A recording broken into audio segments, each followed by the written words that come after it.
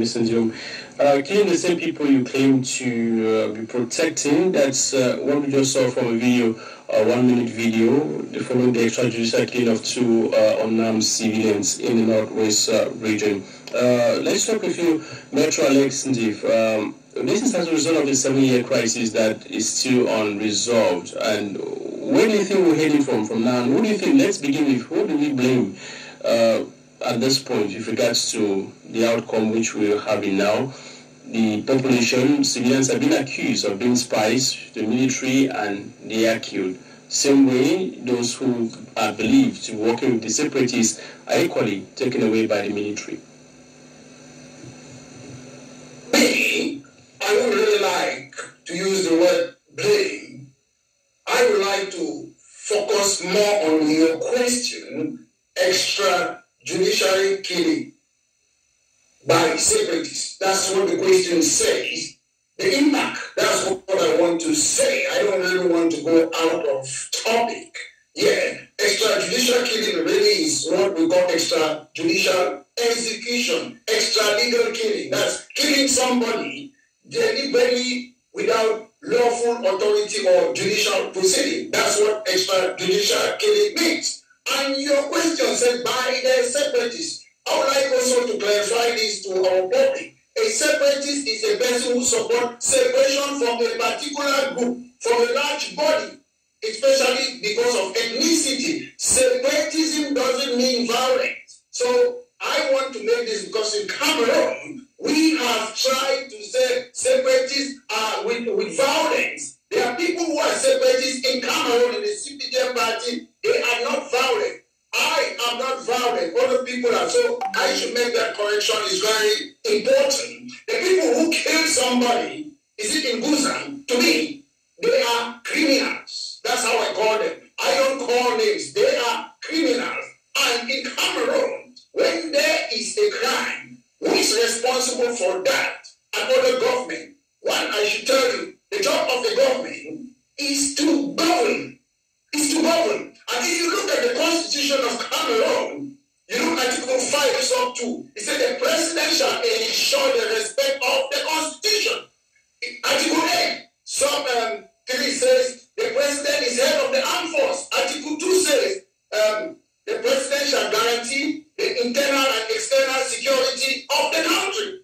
So, what I saw in Guzan is not really a bush. It is a square. I remember Sakwe was beheaded in Guzan, and the people, they were clapping. That's not the first time. We, today, the government, we're supposed to be governing a country. We don't know the killer of Sakwe. That is a square. And what do we need in that square? I'm sure Mr. Ndivu said something there. We expected the police to be in that square. Who is responsible to put police in that square? It's the government. What is the government? A group of people with authority to govern the country. My point is the government governing the Cameroon?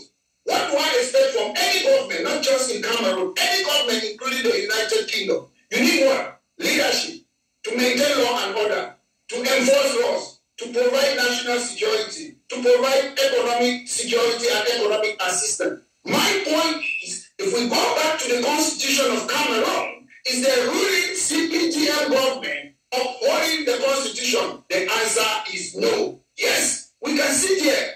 We condemn criminals all over the world. I am very saddened to see young, healthy people, bullets put on their head. But that is not our question. The question is extrajudicial killing. What impact? And the impact is it has exposed that there is a vacuum in the government of Cameroon. It has exposed that the characteristics, I'm not the one making. When you have what they call like a failed state, the characteristic, the international definition of a failed state, it means the government cannot control part of its territory. Can the government of Cameroon control part of its territory? No. I don't want to sit here and start talking. I know what's a war crime. What happened in Guzan is a war crime. When they commit criminality in your country, who is supposed to make sure that there's law and order? The ruling CPDM party. In any country on earth, when people start blaming criminal, it means the government has failed. if you start blaming criminals. In the United Kingdom, when there is knife crime in the street, they blame Sadiq Khan, the mayor. There is a job description. It is his job to make sure there is law and order in London. And the Prime Minister. The difficulty in Cameroon is that we have parliamentarians, senators, governors, head of regional assembly. The problem is they don't have a job description. When there is a problem in Cameroon, they wait for the head of state to give order. The head of state have to give order about policing. When we have police, gendarme, all those forces.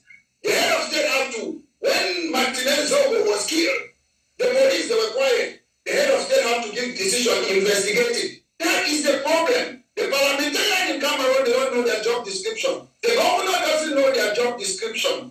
I'll give you an example. In Cameroon, witchcraft is a criminal offense. I have seen civil administrator deals saying that they should use witchcraft in order to fight Ambazonia. So a person who is supposed to uphold the law is saying you should break the law to fight Ambazonia. Recently, the governor of Southwest Province or region said we should terrorize the terrorists. What is terrorism? Terrorism is a criminal offense. When you have a governor saying that they should terrorize the terrorists, it means commit crime by fighting terrorists. How do you expect people who are supposed to govern the country saying such a thing, then the president is quiet? As if this is not enough, you saw senator praising the governor saying that they should commit crime. It means terrorizing the terrorists means commit crime to solve crime. That's what it means. Because terrorism is a criminal offense. So that's the governor saying it. Then the mayor of Boya too is applauding it. Terrorize the terrorists. So how do you have people who are aiding and abetting criminality? How come that they are running our country? I'm so sad. Because if you look at the constitution of Cameroon, the laws of Cameroon, most of the people who are in that position, they are not fit for purpose. They don't have a clue on how to govern a country. Thank you. All right. Thank you very much, Maitre Alex, since we got you clearly. We're talking with you, Madam Ayafo Vivian. Just listen there to the first three panelists who highlighted their points, and Maitre Alex highlighted the fact that those who are responsible for the killings, there are, of course, he said criminals are responsible for the killings, and those who are separatists, of course, are not in that direction. Now, who do you think we should blame here with regards to that killing? Metro said they are criminals, and of course, we're looking at a crisis that has not been resolved properly, which has resulted to such extrajudicial killing of the population by separatist fighters. Who do you think we should blame here? Thank you again. That question is for me, right? Sure, yeah. Just want to make sure. Thanks again, gentlemen. This thing starts today, right? We are trying to redress issues that started decades ago.